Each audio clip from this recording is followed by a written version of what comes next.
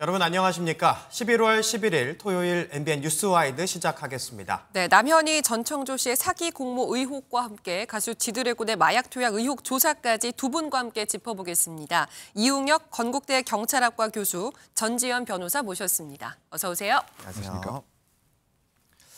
네, 남현희 씨의 전 재혼 상대로 알려진 이 전청조가 어제 영장 실질 심사를 받으러 출석을 했고 구속 상태로 어제 송치가 됐습니다. 먼저 영상이 준비되어 있는데요. 영상 보고 시작하도록 하겠습니다. SNS에 입장문 올리셨는데 하고 싶은 얘기 있으실까요?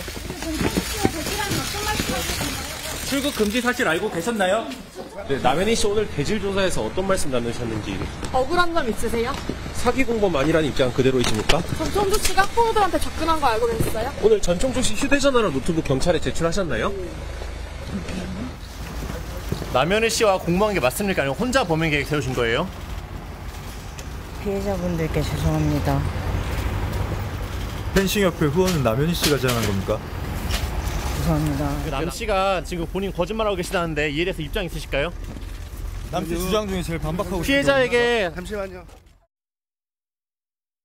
네, 전청조가 송치가 되면서 피해자들에게 죄송하다라는 이야기를 하고 다른 이야기는 하지 않았습니다. 먼저 이웅혁 교수님께 질문을 드리도록 하겠습니다. 당초 피해자가 15명, 또 금액도 19억 원으로 알려졌는데 이게 더 커지고 있어요. 지금 23명의 피해 금액이 28억 원 규모로 늘어났다고 하는데 이렇게 되면 사실 지금 이미 전에 받은 재판에서 누범 중이지 않습니까? 형량이 어느 정도나 나올 거라고 보고 있습니까? 그러니까 지금 그 사기 죄수와 사기 피해액이 점점 증가할 가능성이 상당히 농후합니다. 네. 근데 현재까지 알려진 그 시점에 기준을 해서 한번 추정을 한번 해본다고 한다면 예. 기본적인 사실만 말이죠. 일단은 가장 핵심적인 그 혐의는 그 송파경찰서에서 지금 송치한 사기 또는 이제 사기 미수가 가장 핵심이 될 테고 그것 이외에도 사실상 그 아동 학대를 했다라고 하는 이런 혐의도 예. 지금 계속 그 성남 경찰서에서 지금 수사 중에 있지 않습니까? 예. 또 그 스토킹 혐의도 마찬가지죠.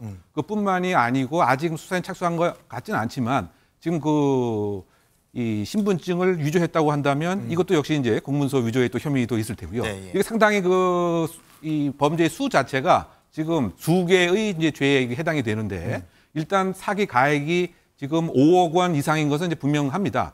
그래서 만약에 50억 원이 또 안 된다고 하는 이제 그런 전제에서 그러면 일반적으로 3년 이상의 유기징역에 처할 수 있기 때문에 예. 상당히 그 폭이 상당히 크죠. 더군다나 네. 지금 상습성도 있고 지금 잠깐 언급을 하신 것과 같이 임신을 했다라고 하는 또 허위의 사실을 얘기해서 재판이 현재 진행 중인 것도 있고 네. 그렇다 본다면 병합을 하고 전체적인 흐름이 상습성이 또 농후하다. 근데 지금 제일 중요한 것은 출소한 지 3년도 안 되는 네. 또 누범 가중 같은 경우에는 2배 이상 또 가중을 할 수 있다고 한다면 지금 3년 이상이라고 하면 사실 50년까지 해보면 그냥 그 기본 양형에 뭐 한 10년으로 계산만 해도 예. 2배 가중하면 뭐 20년까지도 20년. 가중하겠죠. 예. 다만 이제 이 양형에 상당한 변수가 될 수 있는 것은 혹시 합의를 할 수 있느냐 여부, 혹시 피해 변제를 할 수 있느냐 여부에 따라서 이 양형은 상당 부분 변동될 가능성도 있지 않나 생각됩니다. 네. 네, 전청조가 실제 수사에 어느 정도 협조하고 있는지는 모르겠지만 어쨌든 보여지는 것에 있어서는 적극적으로 협조하겠다는 뜻을 밝히고 있는 상황인데 이런 경우에는 이게 이런 사유로 감형이 될 수도 있는 건가요? 지금 수사에 적극적으로 협조하는 거는 이제 수사기관에 얼마나 구형하느냐의 문제고 네. 양형이라는 거는 또 법원의 문제라서 조금 이게 구분을 해야 될 것 같은데 네. 수사에 적극적으로 협조를 한다는 게 나온 증거를 가지고는 있는 대로 부는 게 수사에 협조하는 건 아니거든요. 네. 그러니까 수사에 협조를 함으로써 경찰이 증거를 찾지를 못하고 있는데 뭐 제공을 한다던가 뭐 그런 게 아니라 이미 지금 태블릿 PC하고 폰은 다 제출을 했고 그걸 가지고 포렌식해서 증거를 이제 지금 채증을 하고 있다고 하는데 거기에 대해서 저 그거 맞습니다 이런 거를 가지고 또 수사에 협조한다고는 할 수 없고 지금 제일 중요한 게 뭐냐면 남현희 씨하고 누가 뭐 사기를 주도를 했는지 누가 네. 책임이 있는지를 지금 미루고 있잖아요. 공방을 하고 있기 때문에 저렇게 뭐 수사에 적극 협조하고 뭐 응한다고 해가지고는 크게 뭐 구형에 영향을 미칠 것 같지는 않고요. 예. 아까 말씀하셨던 것처럼 여기서 그 양형 기준에서 감형을 받기 위한 제일 좋은 거는 재산죄이기 때문에 피해액을 변제하는 게 되는 거겠죠. 네. 이번 주에 대질 조사가 있었습니다. 남현희와 전청조가 대질 조사를 했는데 남현희 씨가 전청조를 보자마자 교수님 네. 뭘 봐? 라고 했다고 하더라고요. 분위기가 상당히 냉랭했을 것 같아요. 뭐 냉랭한 거를 넘어서 뭐 살벌할 정도는 아니었느냐 네. 이렇게 또 보도도 나오고 있는 것 같습니다. 그도 그럴 것이 지금 아주 그 첨예하고 견해가 엇갈릴 뿐만이 아니고 상당히 지금 어떻게 판단을 되느냐에 따라서 교도소도 갈 수도 있고 또는 피해액을 변제 받을 수도 있고 이런 아주 지금 급박한 이런 제3자의 이해관계가 충돌되는 것이죠. 세 측의 이해관계가 충돌된다 이렇게 말씀드리는 겁니다. 예. 일단은 이제 그 공범임을 무엇인가 보여주려고 하는 것이 지금 전총적 씨의 전략이 아닌가 그런 생각이 듭니다. 공범 쪽으로 무엇인가 판단이 되어야 네. 본인이 더 유리하겠죠. 왜냐하면 혹시 공범이라고 한다면 변호 전략에서도 무엇인가 그 남현희 씨가 유리한 점이 본인에게도 유리하게 될 테고 또 어떤 그 비난에 대한 가능성도 무엇인가 분배가 될 테고 네, 또 어떤 면에서는 형도 좀 줄일 수 있는 여지도 있고 이런 측면에서 어쨌든 공범 만들기 프로젝트 같은 것을 해야 되겠다라고 하는 의지가 강할 것 같고요. 예. 이 반대적 측면에서 그 남현희 씨 같은 경우는 지금 그 공적 그 인물로서 그야말로 그 국가 대표라고 하는 상징성이 농후한데 그야말로 사기의 공범이었다. 쉽게 얘기하면 사기꾼이었다. 뭐 이런 이미지는 정말 싫겠죠. 네. 그래서 이것에 대한 적극적인 반박이 함께 있어야 되니까 부딪히고 보자마자 뭘 봐라고 하는 이런 얘기가 함께 있었던 것 같고요. 뿐만이 아니고 지금 이 피해 11억을 받다라고 하는 네. 그야말로 이제 뭐 전문가 부부라고 이렇게 알려져 있는데 뭐 대출금까지 받아서 11억에 결국 투자한 것 같습니다. 네. 그렇다고 본다면 본인이 11억을 어떻게 혹시 뭐 민사소송이든 아니면 뭐 다른 이 법적인 방법을 통해서 회수할 수 있는 가능성은 있느냐에 관한 이것에 관한 또 아주 민감한 이런 사항이죠. 네. 그러다 보니까 지금 이 조사 그 경찰관들도 아주 엄격한 말할 수 있는 그런 순번까지 그 정하면서 네. 이렇게 아주 냉랭한 분위기였고 네. 또 심지어 지금 뭐 태블릿 PC를 봤다 안 봤다 뭐 이런 것도 어떤 측면에서는 변호권의 한 부분인데 혹시 그 순간에도 증거인멸을 하거나 또 다른 사기의 시도를 하는 것은 아니냐라고 네. 지금 또 남현희 측 변호인 입장에서는 아주 민감한 반응을 보였듯이 아주 살벌하고 냉랭한 분위기였다라고 알려지고 있습니다. 네, 그런 분위기 속에서도 전청조 씨가 남현희 씨한테 5분만 따로 얘기하고 싶다 이렇게 얘기를 했다고 전해지거든요. 네. 무슨 얘기를 하고 싶었던 걸까요? 뭔가 설득을 하려고 했을까요? 그 역시 그 사기에 아주 능통한 뭐 그런 모습이 또 드러난 것이 아닌가 그 생각이 듭니다. 무엇인가 지금 남현희 씨에게 유인, 유혹 또는 또 다른 재연을 통해서 지금 이 상황을 합자해서 줄이는 식으로 한번 해보는 것이 바람직하지 않겠느냐 네. 그런 취지가 아니었던가 생각되고요. 그것과 관련된 방법으로는 무엇인가 감정에 호소하는 방법도 있을 테고요. 아니면 혹시 둘만이 알고 있는 또 뭐 중요한 어떤 그런 사항들 말 맞추기나. 네, 말맞추기나 네. 아니면 뭐 개인적인 프라이버시나 이런 것과 관련돼서 위협 또는 협조 등의 메시지를 짧은 5분간이라도 보내려고 했던 지도는 아니었을까 한번 추정을 해봅니다. 네. 네. 변호사님께도 이 질문 드리고 싶은데 5분만 달라. 그러면 무슨 얘기를 했을까? 그게 너무 궁금한데. 저거는 말 맞추기는 아니었을 것 같아요. 왜냐하면 네. 말 맞추기는 같은 배를 탄 공범들끼리는 말 맞추기를 하지만 지금 저 상황에는 서로 내 책임이 덜하다고 지금 떠미는 상황이잖아요. 네. 5분이라 그러면 설득을 하기에도 짧은 시간이란 말이에요. 그래서 전청조의 입장에 돌아가 보면은 자기는 지금 신변이 구속되어 있는 상황이고 남현이는 밖에서 여론전을 하고 있거든요.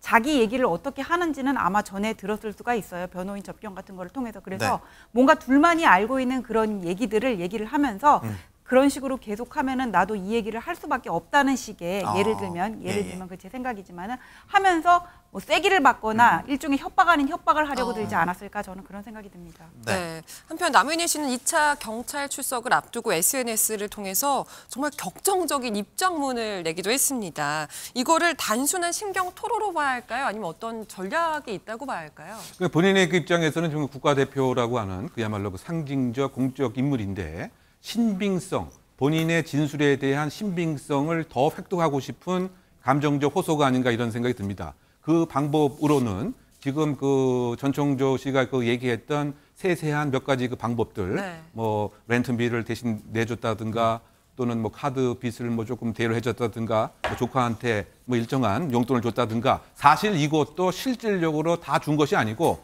단지 또 다른 그 사기를 위한 그 수단이었다. 결국 본인이 하고 싶은 그 얘기는 나는 완전한 피해자다. 근데 그 점을 이제 강조하고 싶은 지금 SNS의 글이 아닌가 그 생각이 되고요. 예. 구체적인 그 방안과 방법으로서 예를 들면 여러 가지 그 사진들도 그 보여를 주고 네. 더군다나 그 둘이 있었을 때 극단적인 상황에서 뭐 피를 뭐 토한다든가 또는 뭐 예를 들면 지금 시한부 뭐 인생이라든가 뭐 등등에 관한 것을 듣게 되면 그 누구라도 속을 수밖에 없는 이런 그 상황이었다. 근데 이와 같은 뭐 얘기를 수사와 조사를 받는 상황에서 얘기하는 것은 조금 결이 안 맞기 때문에 네. 무엇인가 자신의 개인 SNS 그 공간상에서 즉 이 전총조 씨가 얘기하는 여러 가지 얘기에 대한 신뢰성을 떨어뜨리고 내가 억울하게 피해자가 밖에 될 수 없는 상황에 대한 구체적인 증거들을 얘기하려고 하는 그래서 요약하게 되면 나는 너무 억울한 완전한 피해자다. 네. 이와 같은 메시지를 보내려고 했던 것이 아닐까 생각됩니다. 네. 그 SNS에 나왔던 입장문을 보면요. 이런 이야기들이 있습니다. 이름 빼고 모든 게 거짓이던 전청조에게 속았다. 그리고 뭐 전청조 만나면 머리채 잡고 욕하고 때리고 싶다. 뭐 이런 이야기들이 쭉 나오는데 지금 화면에서도 보고 있지만 변호사님 이게 명예훼손에 해당할 수도 있다. 뭐 이런 이야기도 나오더라고요. 그러니까 명예훼손이라는 거는 그 남의 얘기를 사실이건 거짓이건 그냥 사실을 얘기하면 명예훼손이 되는 거예요. 예, 예. 그러니까 그게 나의 판단, 이 사람 나쁘다, 착하다 그런 판단이 들어간 게 아니라 이 사람이 어쨌다, 이 사람은 어쨌다. 그래서 거짓말장이다 이런 게 다 명예훼손이 되는 건데 네. 지금 이 SNS 입장문을 보면은 주민등록증 사진, 카카오톡 메신저 내용 얘기하면서 그래서 이 사람은 거짓말쟁이다, 거짓말했다 이렇게 얘기를 하는 거잖아요. 그래서 명예훼손은 성립을 하는 거고 이게 공익을 위한 게 아니라 뭔가 자기가 받고 있는 의혹을 벗어 던지기 위해서 저런 말을 했기 때문에 예. 명예훼손으로 고소는 할 수 있을 것 같아요. 근데 지금 전청조 씨가 이런 걸 가지고 명예훼손으로 고소할 입장은 아닌 것 같고 예. 그다음에 또 남현희 씨 입장에서는 이거를 가지고 무슨 자기에게 쏟아지는 어떤 의혹을 벗어던지기 위해서 이런 말을 자꾸 하는 것 같은데 이게 나는 너무 힘들다 하는 호소는 될 수 있을지언요. 이런 말을 계속 올린다고 해가지고는 아 그래 남현희는 무조건 피해자야. 그렇게 사람들이 믿을 만한 그런 상황은 아닌 것 같습니다. 네. 네. 이 공모 의혹 여부에서 빠지지 않고 얘기가 나오는 게 고가 차량의 선물이었습니다. 이와 관련해서 남현희 씨 어떤 입장을 밝혔는데요. 관련한 영상 먼저 만나고 오시죠. 그 악마를 제가 믿고 함께 했던 그 시간들이 저 또한 어떻게 이럴 수가 있지? 저희 엄마랑 제 동생과 제 친척들, 주변 사람들 명의로 뭔가를 했던 정황도 이번에 제가 확인을 하게 됐고. 그 벤틀리는 현금 주고 사신 거예요? 네, 맞아요. 남현 씨가 네. 드링크로 벤틀리를 타고 싶다고 말을 했었고 그러면 그 현금은 어느 피해자한테 나온 거예요? 저랑 연락을 하고 있는 분이 한 분이 계시는데 그분에 대해서는 그분 동의 없이 제가 말씀을 드리기는 좀 그렇고. 네, 남현희 씨는 계속해서 공범 의혹을 부인하고 있는데 전청조 씨에게 11억 원을 투자했던 아까 펜싱 아카데미 이 학부모 부부로부터 자신들이 전청조에게 투자한 돈 일부가 남현희 씨에게 갔다 이런 주장이 나오고 있는 상황이거든요. 좀 자세히 짚어주시죠.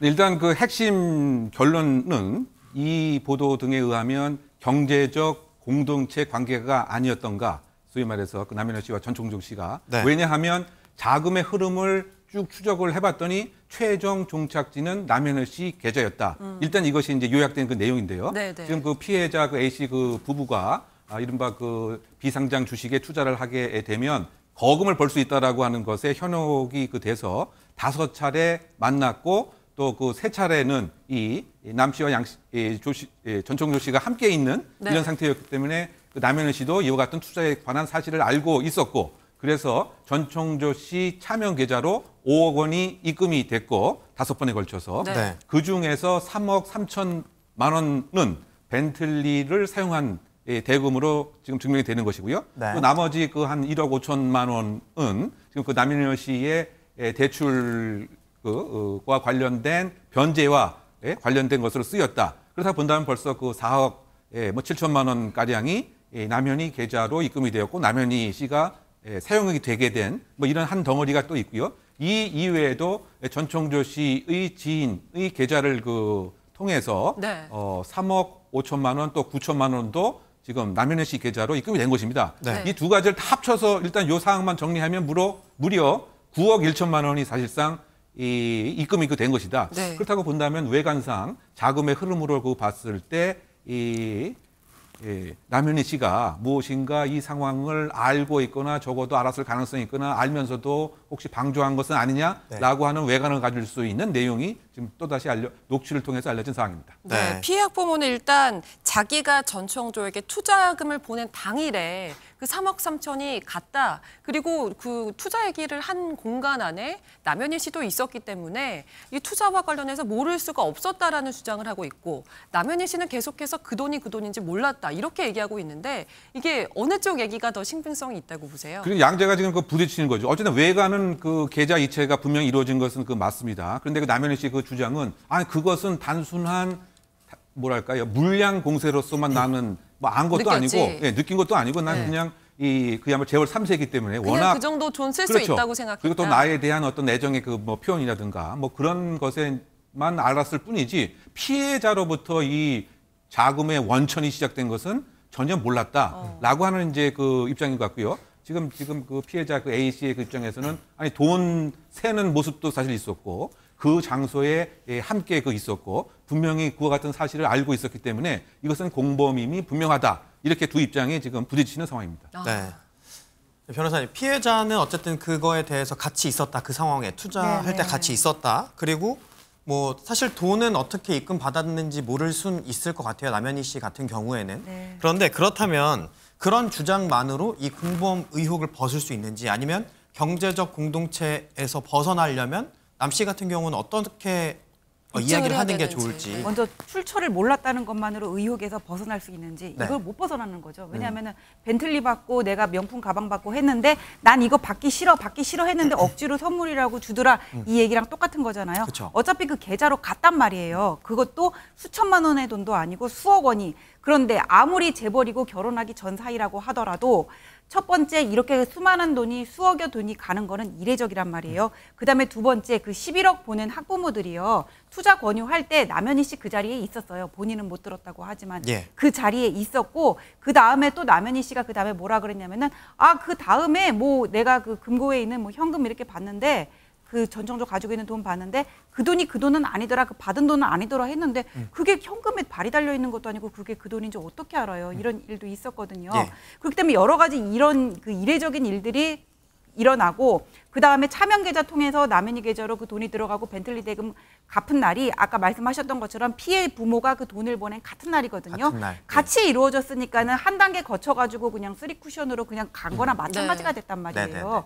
그렇기 때문에 같이 생활을 하고 있으면은 그 전청조 주위에 있는 사람들이 누구인지도 알았을 거고 이 돈이 왜 이렇게 전청조한테서 바로 들어온 게 아니라 다른 사람을 통해서 들어갔는지 거기에 대해서 충분히 의심할 수 있는 상황이 있었던 거잖아요. 이런 여러 가지 일 때문에 나는 출처를 몰랐다는 것만으로는 의혹을 벗어나기는 어려울 것 같고 그럼 어떻게 해야 되느냐.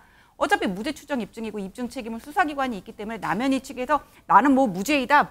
처음부터 그렇게 입증할 필요는 없는 거겠지만은 지금 태블릿 PC랑 휴대폰 통해 가지고는 여러 증거들이 앞으로 나올 거란 말이에요. 그럼 거기에 대해서 둘 사이에 무슨 얘기를 한 내용도 있고 투자 권유에 관해서 얘기를 한 내용도 있고 또 그다음에 펜싱 아카데미 매너리라고 있거든요. 관련해서 사업을 어떻게 할 것인지 얘기도 있고 그다음에 수강료를 어떻게 받고 투자 금액이 얼마나 들어오고 이런 얘기들을 한 거 그다음에 그 계좌 흐름이 다 거기를 통해서 드러날 텐데 여기에 대해서 경찰이 질문을 했을 때 남현희 씨 측에서 얼마나 그걸 납득할 수 있는 해명을 하는지가 본인의 의혹을 벗어날 수 있는 확실한 방법이 될 것 같은데 어떤 의혹이 지금까지 나왔는지 제가 알 수가 없으니까 거기에 대해서는 뭐 앞으로 수사 상황을 지켜봐야 되겠습니다. 네, 이런 가운데 전청조가 과거 구치소에서 생활할 때 동료들에게도 거짓말을 일삼았다 이런 주장이 나왔습니다. 속된 말로 표현하자면 사기꾼에게 또 사기를 친 거잖아요. 네, 그만큼 이제 그 거짓말 또 상황을 이용하는 그와 같은 실력이 나쁜 의미에서 뭐 탁월하다라고 하는 뭐 취지의 그 여자 동료 제소자의 뭐 진술이 아닌가 그 생각이 됩니다. 그 첫 번째 그 거짓말 자체가 아무래도 같은 그 방실 안에는 일정한 또 서열과 위계 질서가 또 있기 때문에 아마 이것을 무엇인가 수월하게 하려고 하는 취지가 아닌가 저는 그런 생각을 하는데요. 일단은 이제 거기 뭐 전입자가 먼저 이야기를 했겠죠. 여기에 도대체 어떤 죄를 저질러서 왔느냐라고 했을 때 동정심을 유발하는 이제 그런 진술을 한 것 같습니다. 뭐냐면 사실상 그 엄마가 일정한 사업을 하다가 실패를 했는데 본의 아니게 내가 그것을 다 뒤집어 쓰고 지금 감옥에 와게 됐다. 그러니까 이 말을 이제 그 들었던 이른바 그 먼저 들어온 이제 그 동료 그 수감자 입장에서는 나이도 상당히 어리고 무엇인가 그 마음도 불편하고 그래서 조금 불쌍한 생각이 들어서 여러 가지 그 생활 자체에 배려를 해주면서 챙겨주는 역할을 했다. 뭐 이런 얘기도 하고 있는 것입니다. 즉 거짓말에 역시 속았다라고 하는 뭐 이런 그 방증인 것이고요. 그뿐만이 아니고 이제 여성과 남성과 관련된 성적재성 그 논란과 그 관련돼서도 네. 목욕도 함께 하고 등도 밀어주고 해서 분명히 뭐 여성인데 네. 이렇게 뭐 남성 운운하는 것 자체가 상당 부분 지금 놀랐다 이런 입장도 그 밝히고 있는 것과 동시에 더군다나 본인이 가장 속았다라고 하는 점 중에 하나는 그러니까 다른 재소자들이 속았다고 하는 점은 네. 한 명만 속인 게 아니었더라고요. 그 부분이 네. 뭐냐면 이제 이 임신을 했다라고 사실 또 거짓말을 한 것이죠. 임신을 안 했음에도 불구하고. 그래서 동료 수감자들이 아니 왜 쟤한테는 우리가 일을 왜 안 시키고 뭐 이렇게 좀 편하게 지내게 해주느냐라고 하는 그 답변에 다른 재소자들이 아니 지금 임신을 했는데 조금 배려를 해야 되지 않느냐. 네. 그런데 그 얘기를 지금 이 친했던 이 사람한테는 하지 않았단 말이에요. 네. 그래서 이제 직접 물어봤죠. 아니 너 임신한 거 아니지 않냐 그랬더니 그 자체를 인정하면서 미안하다 사실 그 임신한 거 거짓말이었다라고 얘기한 것으로 봐서는 이 사기꾼도 깜짝 속을 만큼 네. 이런 허언을 또 했다, 성공을 했다, 통했다 뭐 이렇게 요약이 되는 것이죠. 네.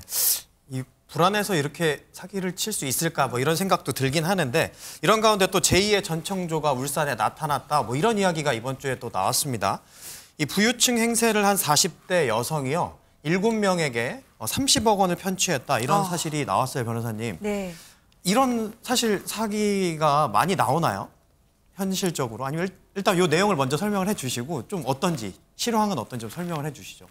이게 소개팅 앱에서 만난 남성들한테 네. 7명을 속여가지고 30억 원을 편취한 여성이 이제 검거가 되는데요. 저 네. 여성 같은 경우에는 소개팅 앱에서 만난 남성들한테 자신을 갤러리 관장이라고 속이면서 네. 부유층 행세를 했다 그래요. 그러면서 뭐 3명에서 5명 남자와 동시 교제를 하면서 이렇게 금액을 편취하기도 했다 그러는데 어떤 사람한테는 뭐 변호사 대행업을 하는 사람을 변호사 대행을 하는 사람을 고용한 뒤에 자기 부모가 수억 원의 유산을 남겼다고 속이는 방식으로 이 남성의 부모까지 찾아가서 5억 원을 받아낸 적도 있다고 하니까는 모든 사기꾼들이 그렇지만은 뭐 전청조하고 수법이 비슷하고도 볼 수 있는데 네. 보통 사기를 당해서 그 돈을 주는 사람들은 그 사람의 담보력을 믿거든요. 네. 근데 이 사람이 뭐 부유층 행세를 하면서 비싼 옷과 뭐 그럴듯한 경호원, 그럴듯한 변호사, 그럴듯한 무슨 직위 아니면 내가 친한 사람 이렇게 내세우면은 사람들이 깜빡 속을 수가 있단 말이에요. 또 이런 사람들이 되게 화술이 좋기 때문에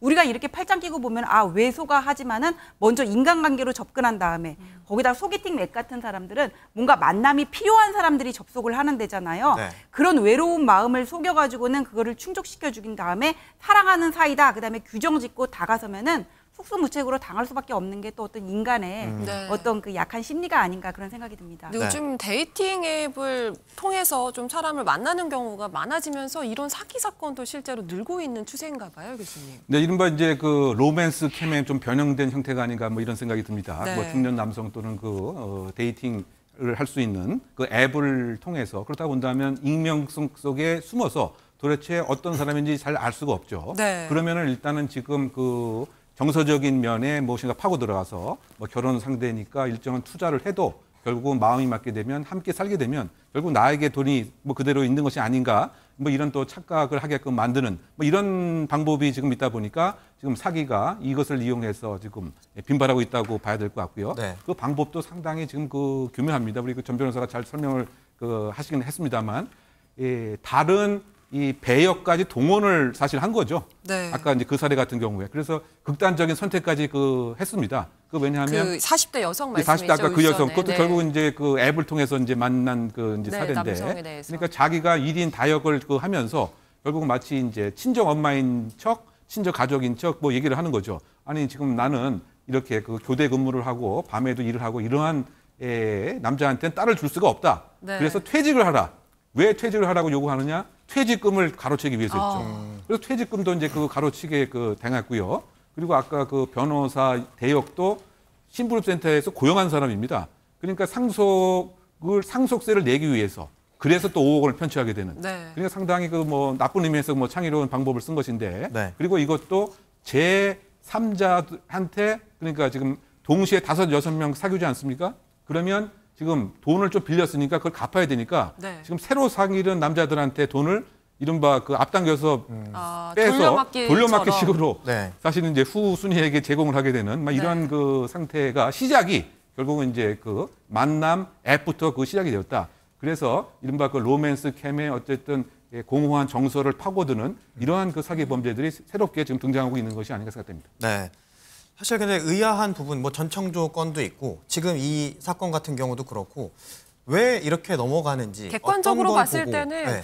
이게 왜 넘어갈 만한 수준인가라는 생각이 드는데 지금 보면은 무려 7명의 남성이 휘말렸거든요. 네. 어디에 넘어가는 거예요? 기본적으로 보게 되면 일단은 이제 그 정서의 그 공허함을 이제 파고드는 그런 측면이 하나가 있고요. 그 또 두 번째는 무엇인가 그럴듯한 포장지를 잘 사용하는 거죠. 이것이 이제 뭐 후광 효과, 뭐 포장지 그 효과라고 얘기하는데 나의 그 자산이 이 정도가 된다. 네. 사실은 그런 것이 아닌데 초기에는 정말 그런 것처럼 거액의 선물 공세를 한다든가 부유층과 무엇인가 연관성 있는 상징적 지표를 보여주게 되면 지금 무엇인가 호감도 있는 판에 네. 또 그 재산도 넉넉하다라고 하면 사실상 초기에 속을 수밖에 없고요. 그리고 한번 이른바 이 고리에 이렇게 매몰되게 되면 네. 그 다음에는 믿고 싶은 것만 믿게 되는 이런 이제 그 악순환에 그 빠지게 되는 것이 지금 그 제2의 전총조가 울산에 등장한 것이라든가 또 다른 형태의 그 사기가 증가하는 공통적인 요인이 아닌가 생각됩니다. 네. 네. 어쨌든 이런 사기 사건들이 있을 수 있다는 점 항상 늘 생각하시고 저희가 그런 취지에서 이런 보도도 계속해서 해드리는 점 다시 한번 말씀드리도록